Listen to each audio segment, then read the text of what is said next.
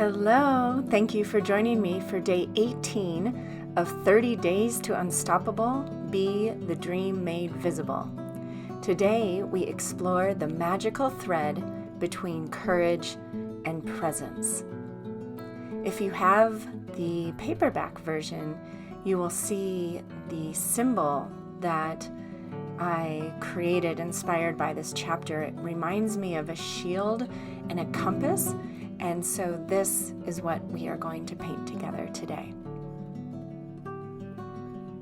A small child needs rules and boundaries to the extent that will keep them physically safe from harm. They have not yet learned the importance of looking both ways before crossing a street, nor that fire burns or icy walkways are slippery.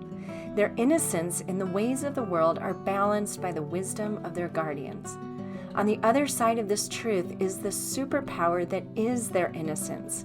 They have yet to absorb the limiting beliefs and collective stories that will inevitably fill their consciousness and stop them on the brink of their unknown.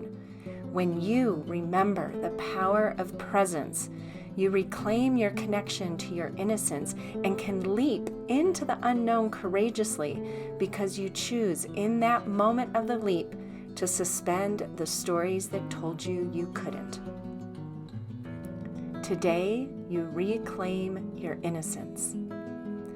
The kingdom of heaven belongs to the childlike, the innocent. Remember this teaching? The energy of innocence is often referenced in spiritual teachings, and I used to connect this word to other words like naivete, simpleness, and foolishness. Then, one day, not so long ago, I got it. The innocence spoken of is unburdened with past failures or shortcomings, which has forgotten others' expectations and the roles and labels assumed. Innocence can exist for any of us in the present moment. In the now, we are not our past. We are not limited by our experience up until now.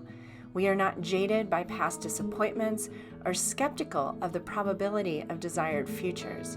We are simply here now. In the present moment, you can reclaim your innocence. How does this help you to be more courageous? When we feel a lack of courage, we are hesitant to take steps into the unknown. We are allowing our past to project undesired images of the future, and so we stop instead of leaping. When your sphere of courage is feeling low, ask if your state of being when you are not in alignment with courage is present-oriented or past-future-oriented. Are you allowing your past to hold you back? Does the fear of a future in which the net does not appear post-leap have control over you or not? What would it take courage to do in your life right now? I'm not going to tell you that you have to do this thing right now, so feel free to be honest with yourself.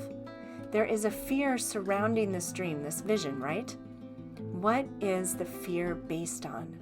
Where does it come from? What past experience is being triggered at the thought of doing this thing? What fear of the future is dominating your awareness? You learn from your past, and learning from your past, the good and the bad, is unavoidable.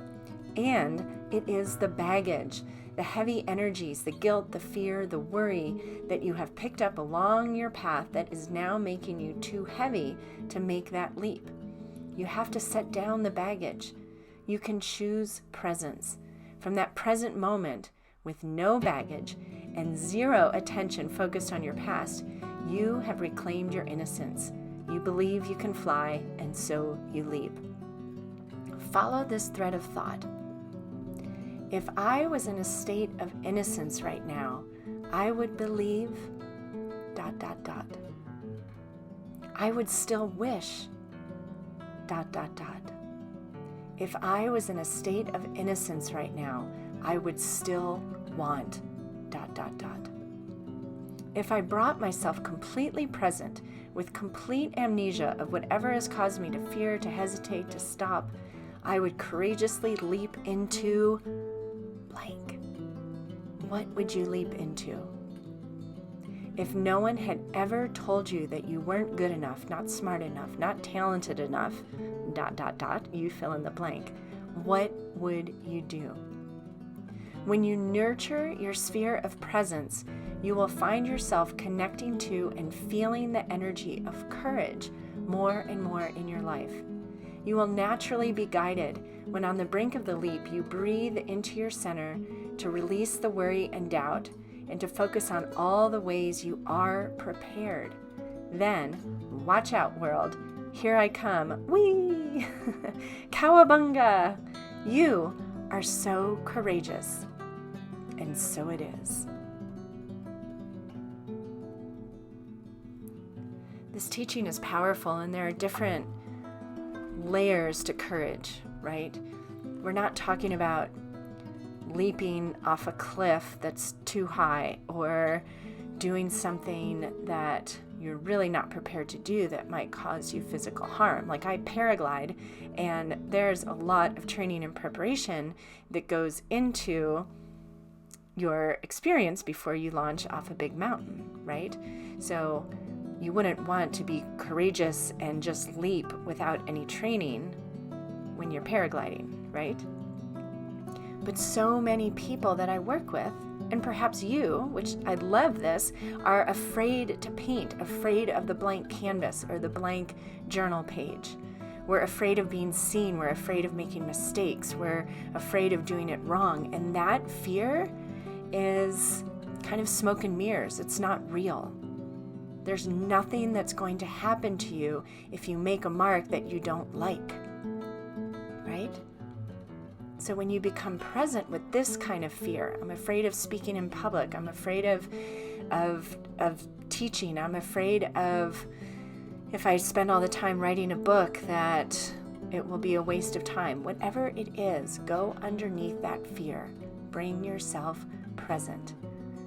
And may this shield that symbolizes the connection between courage and presence give you wisdom and make you feel safe, secure, and loved. Thank you for joining me today. I will see you in day 19.